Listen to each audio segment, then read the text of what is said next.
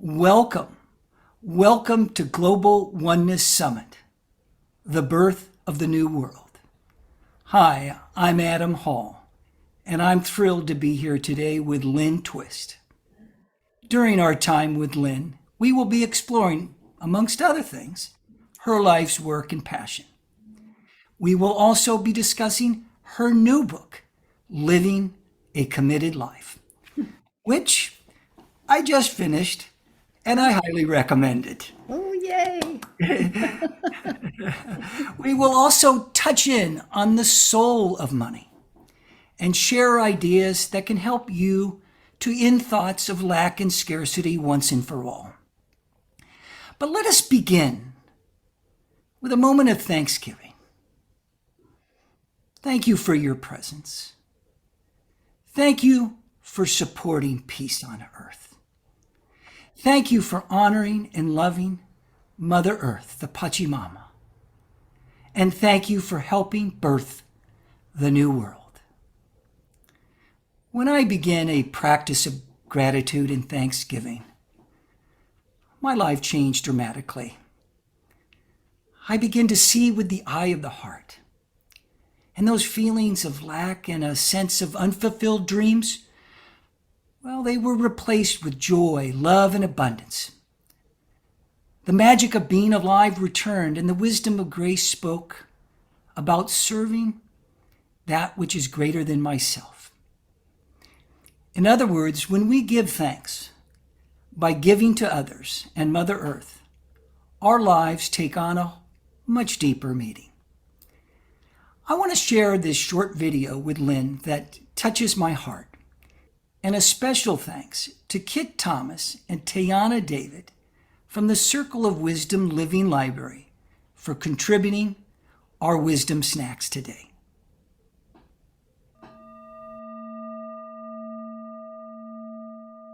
One of the most simple and direct and easy ways to transform your whole life is to adopt and embody and express gratefulness.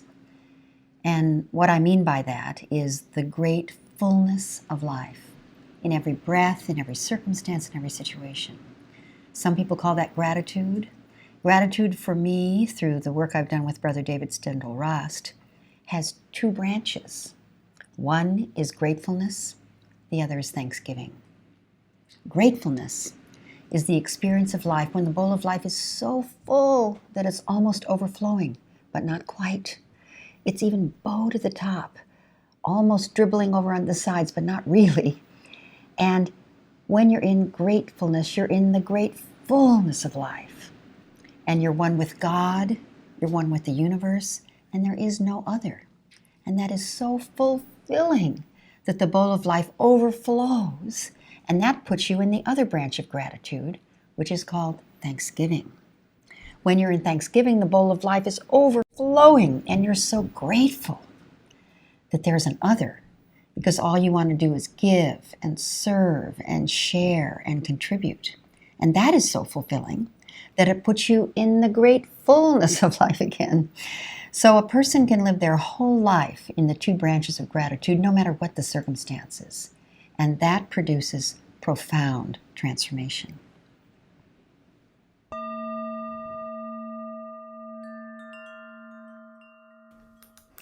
Well, wonderful, wonderful. Lynne, thank you for that special moment of gratitude and thanksgiving. And without further ado, I'm honored to welcome a great earth keeper and planetary steward, Lynne Twist. Thank you for being here today, Lynne. Oh, Adam, thank you so much. It's wonderful to connect with you and to connect with the energy of this beautiful summit and the depth of gratitude that you're living yourself. I can feel it. So thank you for that. Well, you bet. And without further ado, let me share a little bit about Lynne. And Lynne Twist is the founder of the Soul of Money Institute and the author of the best-selling and award-winning book, The Soul of Money, Transforming Your Relationship with Money and Life. And over the past 40 years, Lynne has worked with well over 100,000 people in 50 countries in the areas of fundraising with integrity, as well as strategic visioning and having a healthy relationship with money. Lynne is the recipient of numerous prestigious honors, including the Woman of Distinction Award from the United Nations.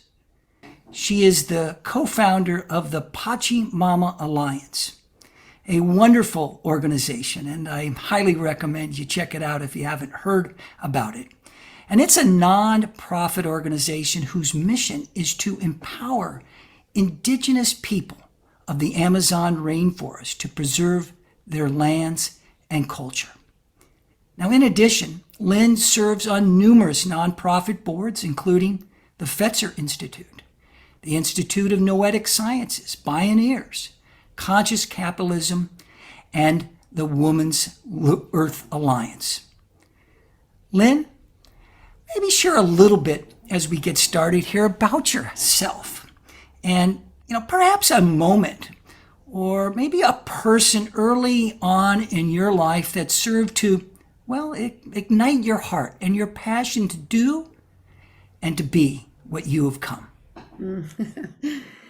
Wow, there's so many people in that category, I'll tell you. But I'll start with the kind of a seminal experience that I had. I had a very, very happy childhood. I have no complaints. I was a very lucky child, a very happy child. I was born into a wonderful, wonderful family. And I adored both my parents. I'm the third of 4 children. And my father was a musician. He was a fabulous musician. He was a pianist, composer, but really his joy was he led a dance band in the old dance band era, really sort of before television took over entertainment. People used to go out and dance. They went to the hotels and the big resorts in the summertime, and people just got up and danced. That was the dance band era. That's why it was called that. And I was just a tiny girl at that time, but I loved that whole world. And my father and of course, all his kids were special to him, but I was the one who took ballet and tap and piano and voice and acting. And I took every possible course, every possible class, so I could be like my dad. He was charismatic, he was handsome, he was dashing, and he was, he was a famous guy. And then when the day before my 14th birthday, we all went to sleep one night in our family. Everybody was healthy and well. And the next morning we all woke up except for him. And he died in his sleep in a heart attack at age 50. He was quite young. Mm-hmm. And it was a devastating event for our family. Obviously, no warning, no illness, nothing. He just woke up dead, had a heart attack. But I'll just say that event, why I'm referencing it, because that's when my mother was just overwhelmed with the fan mail and the orchestra, the men and women that were part of the band. She really couldn't tend to the shock and tragedy of her own kids, including me. So I became very deeply engaged with a nun. We were raised as a Catholic, who was literally my Sunday school teacher, Sister Benjamin. And she helped me get through the grief and loss of my father's life. And I tell you that kind of longish story to say that Sister Benjamin and my father led me to what I call my interior life, finding my own love of life internally rather than dependent on everything outside of myself. And it was at age 14 when you're just kind of formulating who you think you are. And I was a popular kid, on the outside. I was a cheerleader. I was president of everything. I was a good student. I was, one of the cool kids. But where I really lived was in the inner life, the development of my love for life itself and for kind of the spiritual path that I began when my father died. So that's a long answer to a short question, but I think that's the true answer. Well, thank you for that. It's such an important answer, and I can feel that the spirit and the music and the dance of your father remains very, very much alive in you, Lynne. So, thank you for sharing those seminal moments that we all have during this incredible journey that we're all on, this amazing evolutionary thrust into, well, into a committed life that we're going to share a little more about in a moment. And before we do so, I would love to get your thoughts and feelings about something. And I have five key pillars in my life, and they all begin with W. And I'd love to get your thoughts on each of them. And the first one is wealth. And when I speak of wealth, I'm talking about true wealth. What does that mean to you, Lynne? Well, I love talking about that because of the soul of money work that I've done with people on their relationship with money. Because most of us think that wealth means piles of money, more than you could possibly need. But actually, the etymology of the word wealth is well-being. That's where the word wealth comes from. And when you think about well-being, that's what people really want, and that is the source of true wealth. And I'm sure you are sort of hinting at that, and I'm going to say it out loud. That is real wealth, and the source of well-being is the well of being in our life. And the well of being, which is what the word well-being means, and then that's been translated into wealth, and then we kind of got that confused with money. But the well of being in each life is infinite. That's actually the gift that I was just sharing about, what my father and sister Benjamin gave me, access to the well of my own being, which is actually one's relationship with the God or the universe or the long-term future of life, or even, you might say for some of us, the natural world. That well of being is infinite, it's abundant, it's constantly prosperous, it's always giving you what you need.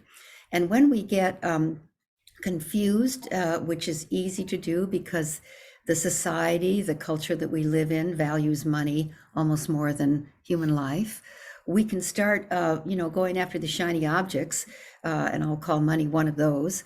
That is very important. I love money. I love having money. I love earning money. I love giving money. I love investing money. I love money. I'm not nothing opposed to money, but money it doesn't really belong to us. It belongs to all of us or none of us, you might say. And it's a currency. It's called a currency because it is a current. It is like water. It flows through the world. It doesn't really belong to anyone. It belongs to everyone. It's part of the great commons.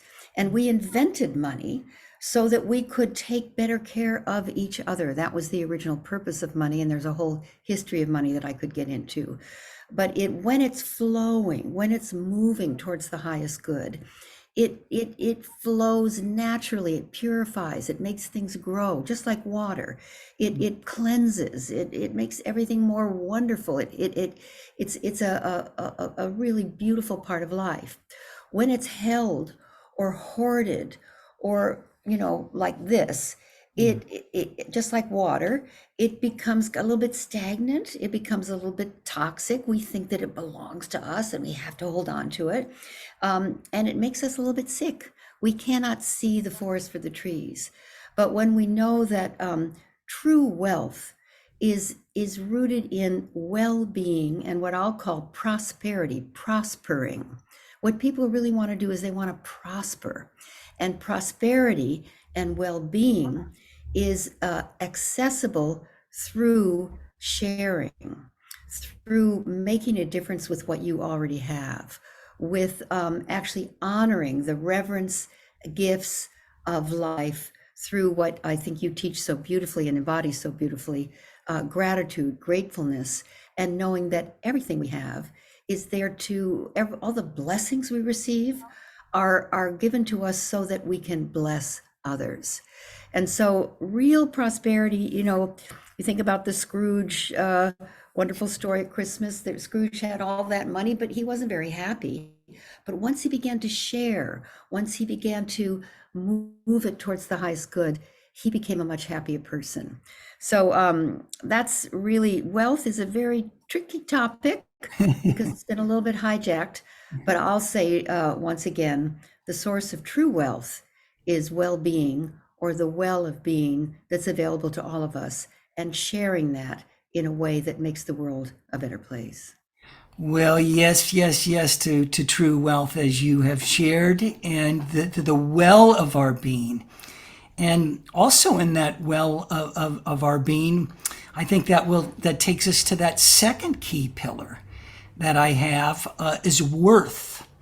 And I'm not speaking to net worth. I'm speaking to self worth. Mm. And Lynn, yeah, how can someone find a sense of self-worth in this age where so many of us feel demoralized or marginalized and or like relegated to just play a role at the expense of their true selves? What are your thoughts around worth and self-worth? Sometimes the way I answer questions is to tell a little story, so I'm going to do that now. One of my wonderful colleagues in the work of Pachamama Alliance, the work that we do in the Amazon rainforest and all over the world, really. One of my greatest allies is a man named David, and David is passed away, unfortunately, but he was very deeply troubled in his marriage, and he was studying shamanism, kind of the spiritual discipline of shamanism. And he was in the Amazon rainforest with some of the great shamans that we have the privilege of working with Pachamama Alliance. And he went through a medicine journey with one of the shamans that was teaching him. And in that medicine journey, and the medicine in the Amazon is a very powerful plant medicines that the shamans use, and that they're actual beings that you commune with there. And in this ceremony that David was in, he asked the plant medicine and the spirit that came to him through that plant medicine what to do about his troubled marriage, what to do about being a better guy, a better husband, a better dad. And he said how lost he felt and how demeaned he felt and how he felt he wasn't the right kind of guy, and he was this, he was that. And in the request for guidance, he demeaned himself. He put himself down. He put out all the doubts and fears that haunted him, like we all have. And the answer that came, this really moves me. The answer that came to him from the spiritual voice that came to him is said, "How dare you question my creation? How dare you demean the very gift of life that you've been given? How dare you spend so much time in that arrogant and self-indulging pettiness of questioning the gift you've been given, called your life, your body, your intelligence, your creativity, your delicious opportunity to be of use on this planet." And it was a rude response, a shocking response to his imploring for help with his marriage. But I love that story because it insults our doubts about ourselves. It insults the pettiness of getting caught in our own, worries about ourselves. One of the other teachers that I love is Michael Beckwith, the Reverend Michael Beckwith. And this is a quote from him. I think it came from him anyway. He says it. Worry and doubt is a form of negative prayer.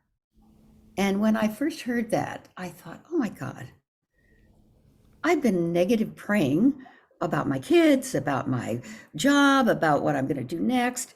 Negative praying, I don't want to do that anymore. And so that disrupted, just like in my friend David's journey, disrupts the pettiness of spending so much time worrying about whether or not we're good enough or tall enough or thin enough or smart enough or anything enough, and just getting on with it and taking what we have, being so grateful for it, our body, our health, our intelligence, our creativity, our love, and making it available to the world. And so worth is actually even kind of questioning it a little bit, self-worth. You can see how, from my two stories, how when you start to see that as self-indulgent, it helps you kind of let go of it and get on with it. And it doesn't mean that I don't have those feelings from time to time. I woke up yesterday and I was like in total overwhelm, and I thought, oh my God, I'm such a jerk. I can't get all this done. Why did I tell all these people I do X, Y, Z, and Q?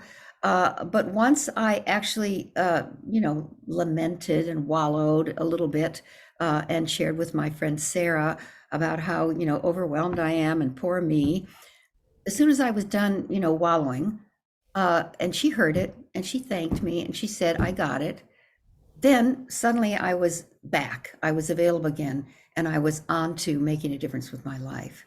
So I offer that as a response to your question about worth, which is something that we all struggle with, and that's human, and that's wonderful, and it's okay.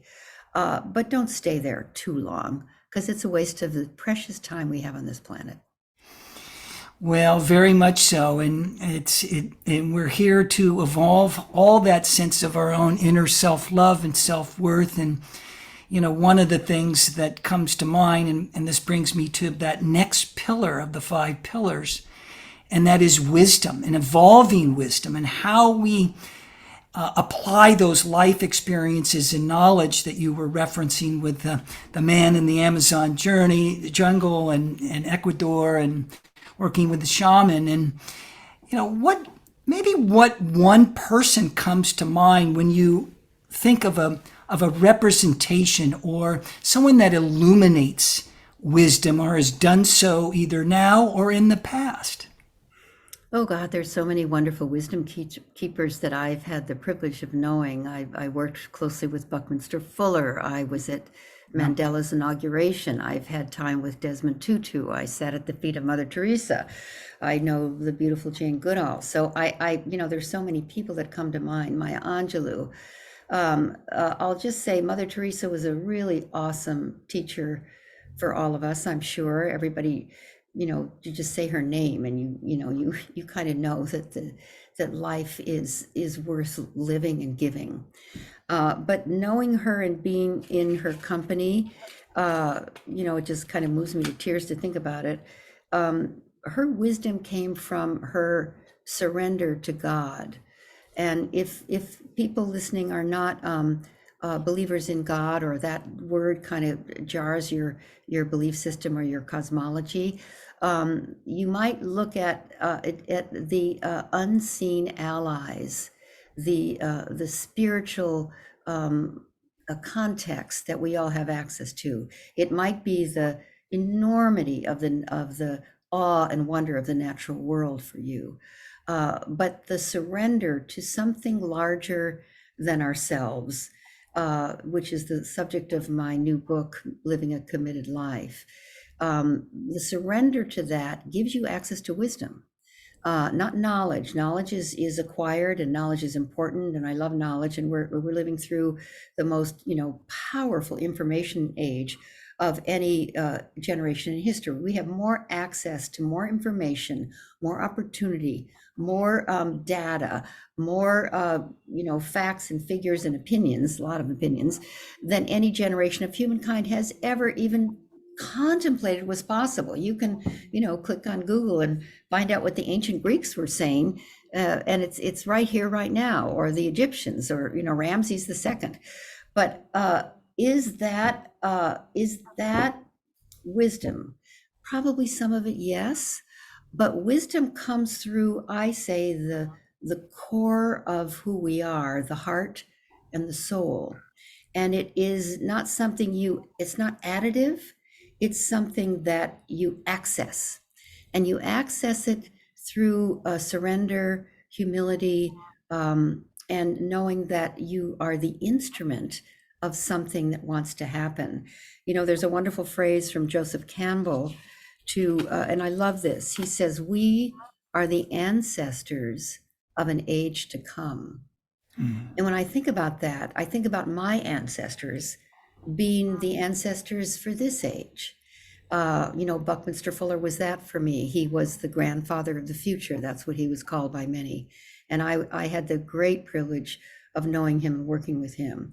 So I feel that, we're all the ancestors of an age to come. And if we hold it that way, then wisdom comes through. It's like we become a channel for it, a recipient of it, a vessel for it.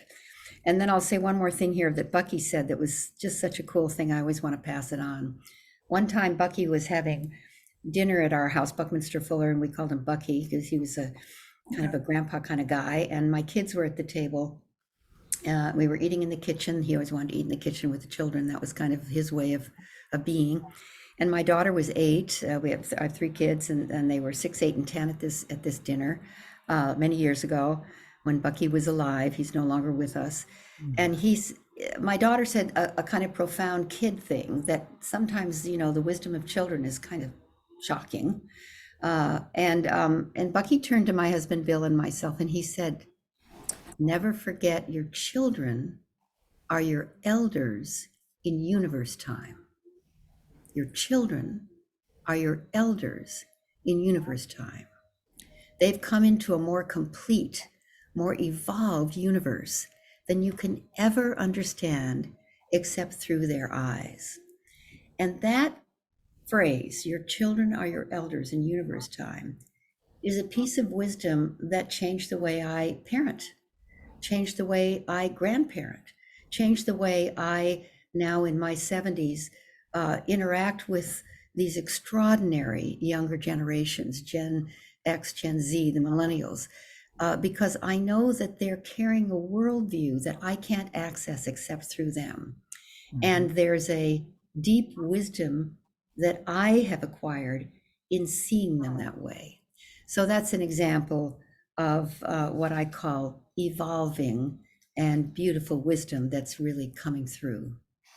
Well, beautiful, beautiful, Lynn, and I can certainly relate to that and what Bucky shared, having three daughters, and get a load of this, 6 granddaughters. Wow, 9 women. Way to go. Good job. Do you think I'm here to learn something?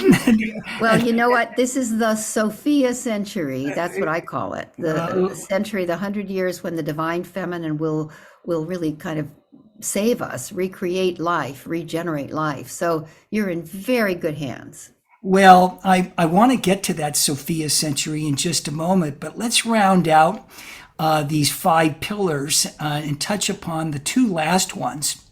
And one is wilding and rewilding, regenerating Mother Nature. Lynn, can you just share a few brief thoughts around your feelings around this? Obviously, having been involved in the Amazon rainforest for so many, decades, and all the great work you're doing at the Pachamama Alliance, but maybe share a few thoughts. And of course, our beloved dear friend, Paul Hawken, has spoke so beautifully to regeneration and rewilding of late with his great book. What are your thoughts about rewilding? Well, I think the pandemic, as the indigenous people have told us, although it was and is, continues to be painful and hurting many, many people, and kind of breaking down our economic system, and of course, people have lost beloved ones and have been sick. I had COVID twice myself. Having said all that, I'll just say that the pandemic, the indigenous people say that we've been in some primordial part of who we are, longing and waiting for something powerful and sacred enough to disrupt the way we were living in a way that we could go inside. Obviously, inside of our houses was the mandate, but inside of who we are long enough, quietly enough to rethink, reset, reimagine, redesign, revitalize, renew, and regenerate the way we live on this planet. And I often say, and this all comes from our beloved Paul Hawken, I'll often pass on, the pandemic is not happening to us, it's happening for us. The climate crisis is not happening to us, it's happening for us. This is feedback from the mother. This is feedback from the ultimate mother, Mother Earth, giving us the feedback we need, that we actually, in some primordial part of who we are, have been craving, because we've tried to change our ways. We've tried to disrupt the consumer, commercial, take everything as fast as you can culture, and we haven't been able to do it. We've made it so powerful, we're the victims of it ourselves. So the gifts, the blessing, the feedback of the pandemic, the feedback of this horrendous, terrifying climate crisis is the opportunity to re-see, renew, recreate, resource, really. And I'll just say one other thing, and maybe this is what you're going to ask me next, but I'll say it now. In many ways, the pandemic, and this is kind of my words, is morning sickness for a pregnant species that is finding its way to be reborn anew, bring forth a new kind of human being that's more evolved than the one that we're now living. And, when you're pregnant and you don't know you're pregnant, you think you're sick. You really do think you're sick. You're nauseous. You want to rest too much. You can't get anything really accomplished. You start to get a little bit dizzy and you think you're sick. But then when you go to the doctor and really get a read on it, you find out, oh my God, I'm going to have a baby. And then the context of what was an illness is a miracle. Mm-hmm. And I invite us to look at the pandemic as morning sickness for a miracle, which is we are probably entering a very difficult pregnancy and labor, to give to be reborn in the next evolutionary expression of what it means to be human. Well, speaking of fertility and pregnancy and birthing the new world, that leads to the fifth and final W, and perhaps in many ways the most important, women. Oh. And Lynne, His Holiness the Dalai Lama said, the world will be saved by the Western woman. Please share with us about your work and some of the things that you're doing with and for women right now. Well, I love this one, obviously, because I feel very fortunate to be born a woman, at least this lifetime. And I'll just say that I referenced what I call the Sophia Century. If we think about this time that we're living in, it's really the first 100 years of the third millennium. It's the first century of the next millennium. So we're beginning something new. It is a new era. Indigenous people say that. There's tons of prophecies about the 21st century that all talk about this century as actually unlocking the gender kind of lock. This is we're only 22 years into the next millennium. If you think of it that way, we're just getting started. And this 21st century, I'm naming it, or many people have named it, but I'm one of them who likes to say this. I call it the Sophia Century, the century when women will take our rightful role in co-equal partnership with men and the world will come into balance. The century when the divine feminine will come through all of us in a way that matches and tames down the patriarchy and the masculine, which has had to carry humanity for so long.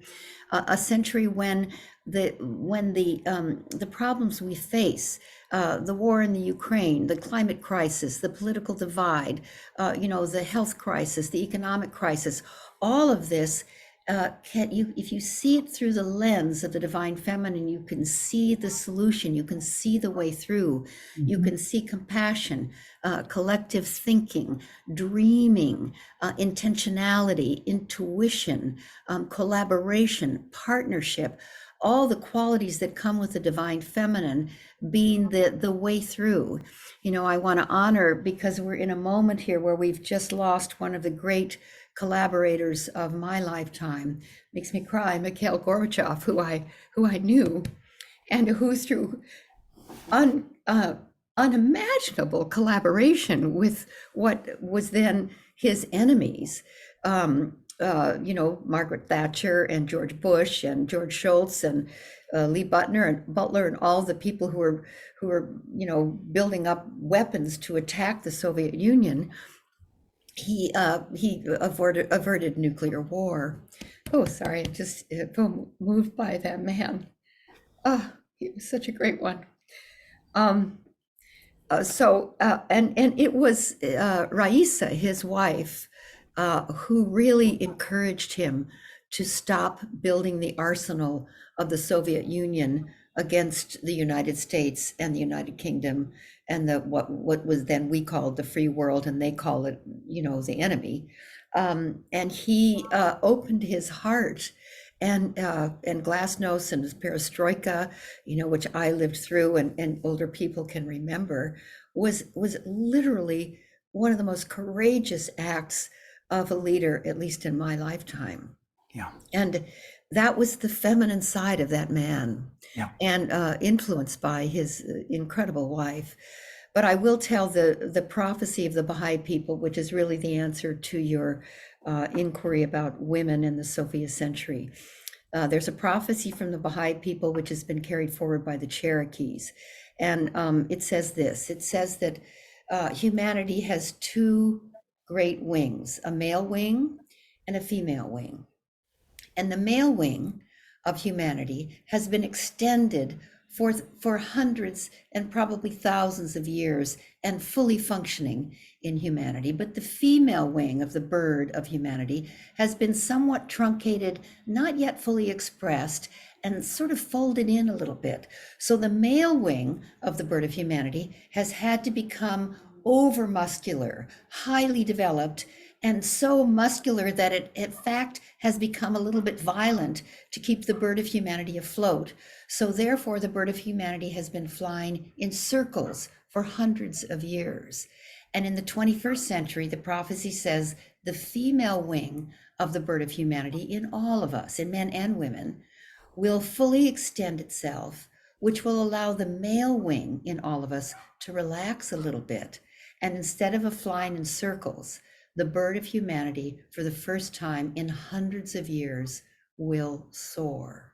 Yes. That's a beautiful way of talking about the Sophia Century, which doesn't make the patriarchy or the masculine wrong, is actually in gratitude for all that the masculine has done to allow us to now be able to let the feminine fully express in you, in me, and with the particular leading edge of women on this planet in this 100-year cycle, the 21st century, the Sophia Century, the century when even gender fluidity is honored now, or beginning to be honored, so that we're not so stuck in which wing are we going to use.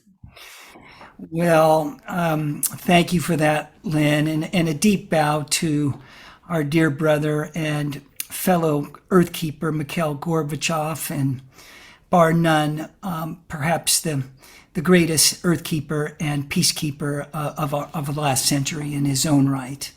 And so I'm with you and honor him as well. And I got your newsletter, your great newsletter from the Soul of Money Institute, about a week ago or so, and you mentioned this Sophia Century that you're speaking to, and some of the work that you're now rolling out, and some of the master's classes and things you're doing.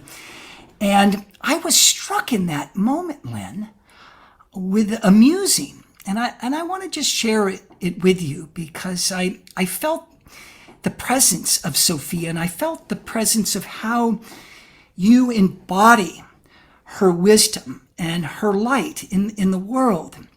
And it goes like this. Sophia, she is the mountain within all mountains. She is the rainforest within all rainforest. She is the river within all rivers. She is the heart within all hearts. She is the soul within all souls. She is the place within that will always be held. She is the place that can never be left. She is the love that creates universes. She is the one where we are all one. She is wisdom. She is Sophia. She is. Beautiful. Beautiful. Yes. Thank you. Wow. Thank you for bringing this beautiful wisdom, this great Greek archetypal energy of feminine energetic expression to a time where we're all yearning for a way forward and light forward and embodiment of this wisdom that she brings. And I'm in the next moment, after kind of downloading that in my morning work with your newsletter that came in, I felt the presence of a dear late beloved friend and colleague of ours, Barbara Marks Hubbard. And Barbara spent many a times here at my home where we are now in Santa Barbara. And we shared and explored so many wonderful things. As you know, she was so rich in her own expansion of life and wonder and dreaming the world into being in her own way. And inevitably, Lynn, she would often just put her hand on my knee and look me over in the eye, and she'd go, Adam, I don't know what men are going to do. How do you, Lynn, what do you think? How can men, just kind of briefly in your own way, how can men contribute to this great Sophia Century? Oh gosh, I love that idea, that question, that inquiry. That's beautiful. Wow. I loved her so much. Just thinking about her makes me happy.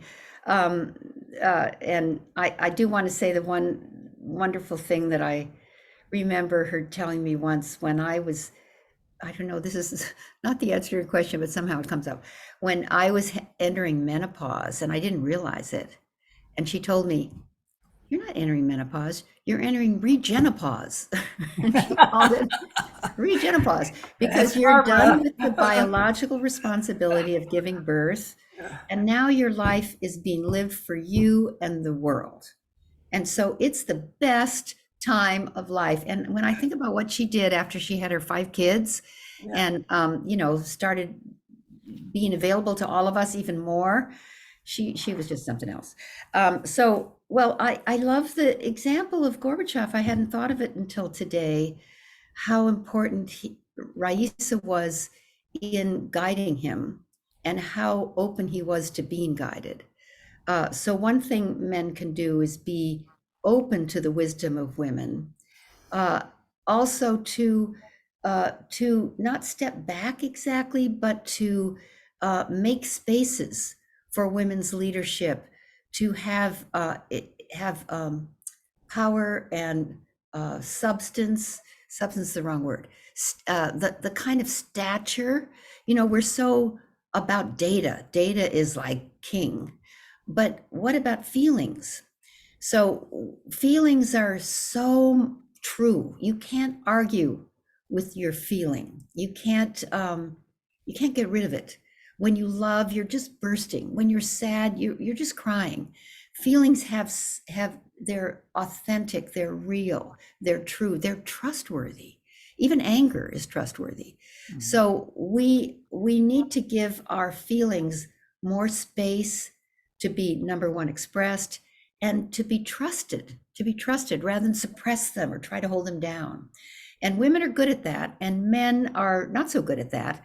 And they sometimes, kind of put a lid on that for themselves and for people around them, particularly women. So those are a couple things, but also to be not afraid to express your own as a man, feminine truths.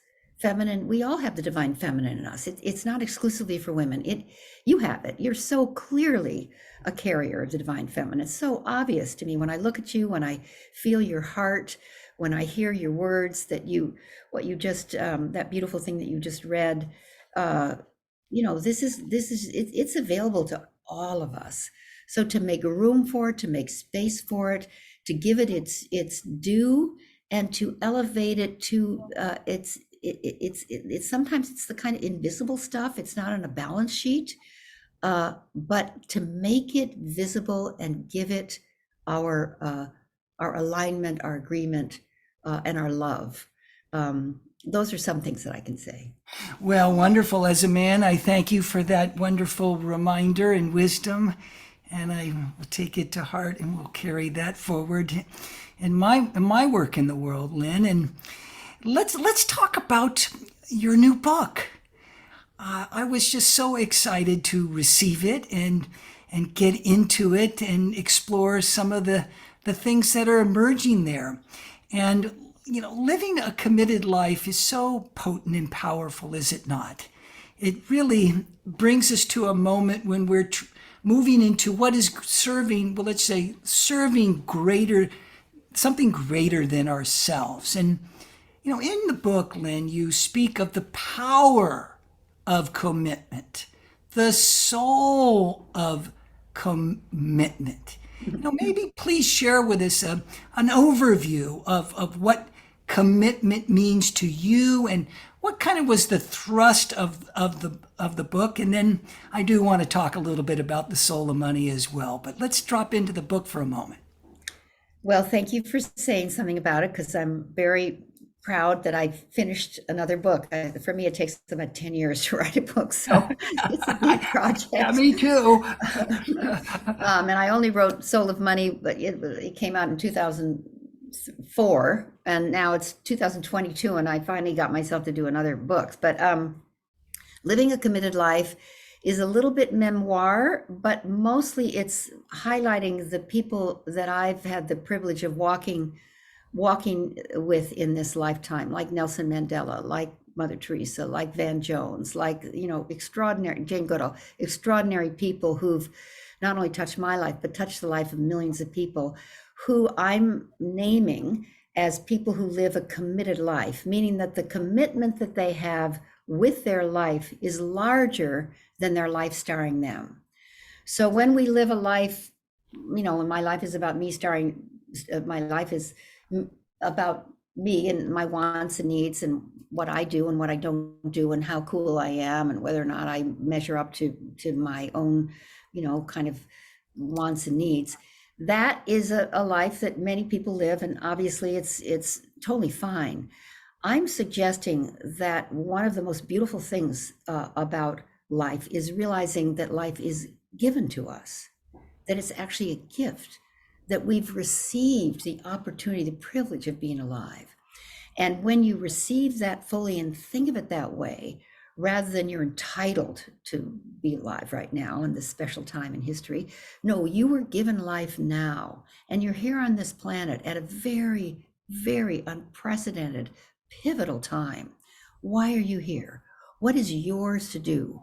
What is your life about that is relevant to the times that you were born and you were given the opportunity to have life? And so then you give your life to a commitment larger than your own life starring you. And then all the petty grievances and upsets and illnesses and do I measure up and did I do that right or why didn't I and what was wrong with me and how come all of that starts to, it doesn't go away completely because it's part of being human, but it goes into the back room because you don't have time to mess with it anymore. You're up to something bigger than your own life. And when you're committed to something bigger than your own life, you can't take credit for it also, because it may not actually be accomplished in your lifetime. And so it can't be your identity is not attached to it. You're contributing to something that wants to happen, that's part of the evolutionary path of humanity. And so it doesn't need to be ending world hunger or saving the Amazons, big commitments that I've made. It can be being the best kindergarten teacher you can possibly be and touching deeply the lives of those 5 and 6-year-olds in a way that they're on a trajectory of contribution and service that they wouldn't have had they not been in your classroom. It doesn't need to be some giant commitment, but something that lasts well beyond your own lifetime, and that is in service. So your life becomes in service, and it is the key to freedom, fulfillment and having a life that really is worth living. And so that's what the book is about: living a committed life, finding freedom and fulfillment in a purpose larger than yourself. And I recommend it to anybody who's touched by even that phrase and wants to kind of delve into expanding the power, purpose, horizon of the life that you're living now, and bringing yourself out of what often is the petty grievances and upsets and worries we have about ourselves that can just consume us and take us out of the game. But to get into the game in a way that you bring everything that you have to it. And it's a source of enormous joy, and it takes courage. It may not be for everybody, but I highly recommend it, and I recommend my book. And I highly recommend it. And of course, it's now out in bookstores and Amazon and everywhere else worldwide. So check it out, everybody. And well, without further ado, let's talk money for a minute, while we have just a little bit more time here today. And we'd like to share with everybody a wonderful little video from Lynne about the soul of money.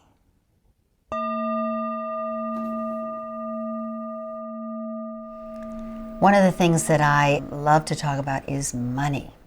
And I've had a long history with money, so have you, so has everyone. Mine's a little different than most because I've worked on hunger and poverty all my life, and now I work on the environmental crisis. And money is a huge concern for people, and it is a source of tremendous suffering.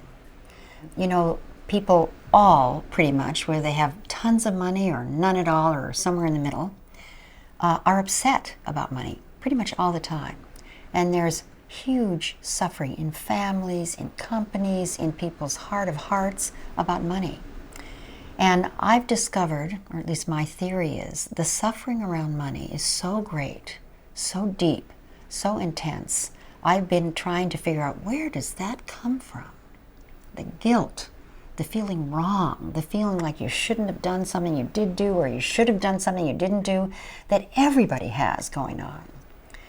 Well, I've discovered that it's a lie. The suffering comes from a lie, a whole bed of lies. And in fact, Buddha said, the source of all suffering is a lie. And the source of our suffering around money is in the culture. We live in a culture that lies about money. And the suffering is in the culture, and then we personalize it. And that's helpful to know, so that you don't take it so personally, because we live in a culture that's awash with lies about money. We've made money more important than human life. We've made money more important than the environment or the natural world. We've made money more important than spirit and God. Those are lies, and we all know that. And nobody would really say that's true. But we all know people who cut off a relationship with a good friend or a sister or a brother or a parent or an ex-lover or ex-husband or ex-wife over money. That says money's way more important than that relationship to me. That's an example. Or we'll cut down a rainforest for money. The very thing that sustains millions and zillions of species and gives us life itself, we'll destroy for money.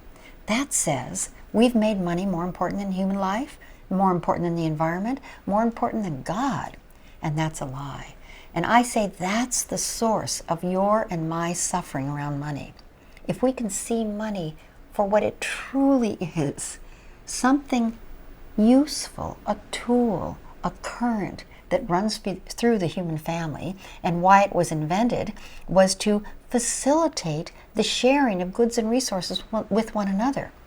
When we see money as the tool we invented to facilitate our sharing with one another, and put it in the background and put our relationships in the foreground, we have a healthy relationship with money. And anyone can do it at any moment, at any time.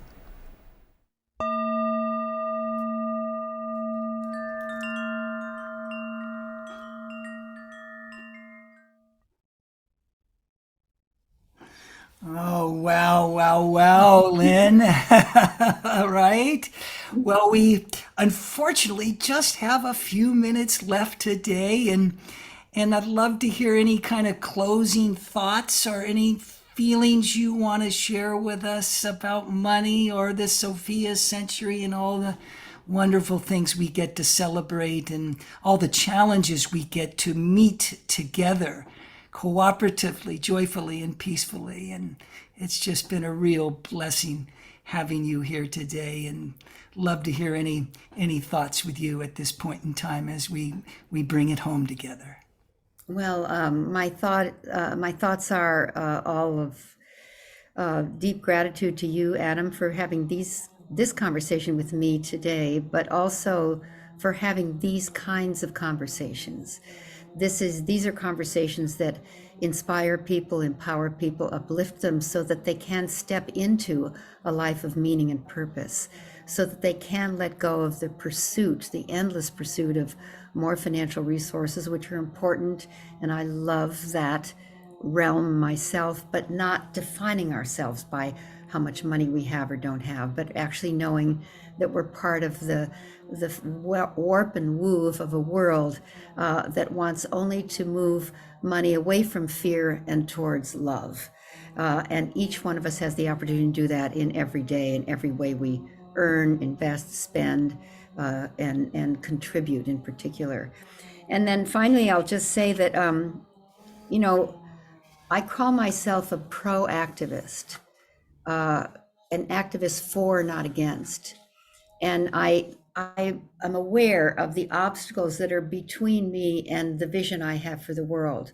But I consider them not something I need to attack or be against, but something that I need to gracefully and thankfully dismantle.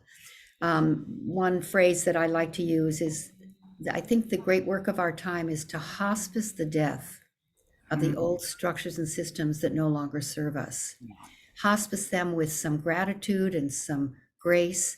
And that which is hospice, people that are hospice, they die faster and with a kind of dignity, with a gratitude from those around them, while we midwife the birth of the new structures and systems that are more consistent with the world that we now understand.